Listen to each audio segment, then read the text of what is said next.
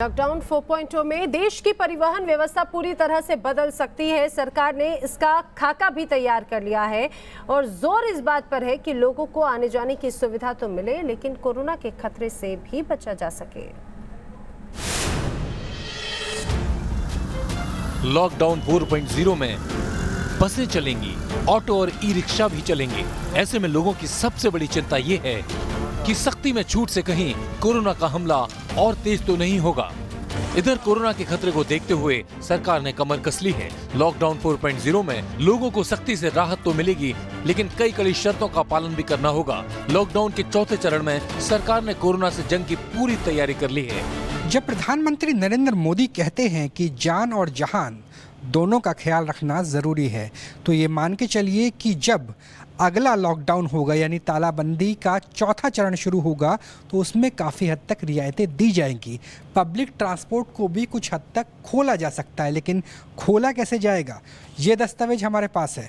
आप देख सकते हैं कि किस तरीके से सेंट्रल रोड रिसर्च इंस्टीट्यूट ने सभी राज्यों को गाइडलाइंस भेजी है। बताया जा रहा है कि लॉकडाउन के नए चरण में परिवहन व्यवस्था को पूरी तरह से बदलने की तैयारी है ताकि लोगों को आने जाने की सुविधा मिल सके, साथ ही कोरोना के खतरे से भी बचा जा सके। इस मुश्किल वक्त में कैसे बदल जाएगी सार्वजनिक परिवहन व्यवस्था, इसकी जानकारी भी राज्य सरकारों तक पहुंचा दी गई है।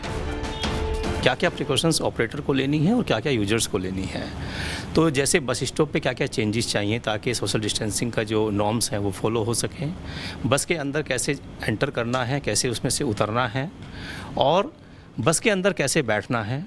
ऐसे ही मेट्रो के अंदर कैसे बैठना है, मेट्रो स्टेशन के बाहर कैसे क्यू लगानी है। ये सब बातों को ध्यान में रखते हुए ये बनाया गया है। ये गाइडलाइंस भारत सरकार के सेंट्रल रोड रिसर्च इंस्टीट्यूट ने तैयार की है।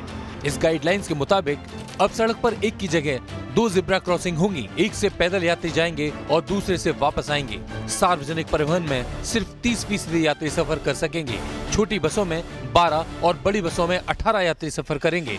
बसों के अंदर टिकटों की बिक्री पर रोक होगी। मुसाफिरों को टिकट ऑनलाइन लेना होगा। कोरोना से जंग के लिए ई रिक्शा, ऑटो रिक्शा और टैक्सी में सफर को सुरक्षित बनाने के लिए भी खास इंतजाम किए जाएंगे।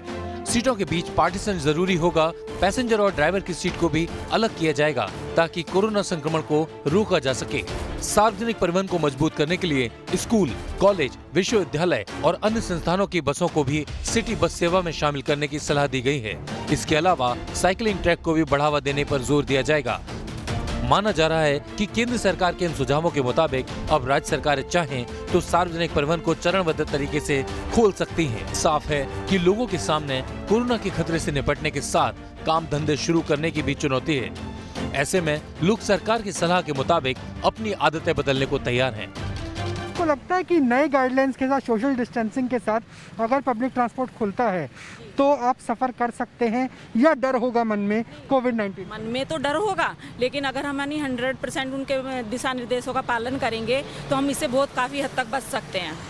कोरोना के खतरे के बीच लोगों की मदद के लिए सरकार लगातार गाइडलाइंस जारी कर रही है। ऐसे में अगर आम लोगों का साथ मिला तो बिना पूरे देश में तालाबंदी किए ही कोरोना के खतरे से निपटा जा सकता है और इस खतरनाक वायरस के खिलाफ जंग जीती जा सकती है।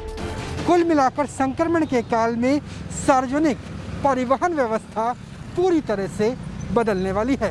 वीडियो जर्नलिस्ट जैनेंद्र के साथ राहुल डबास, न्यूज़ नेशन, दिल्ली।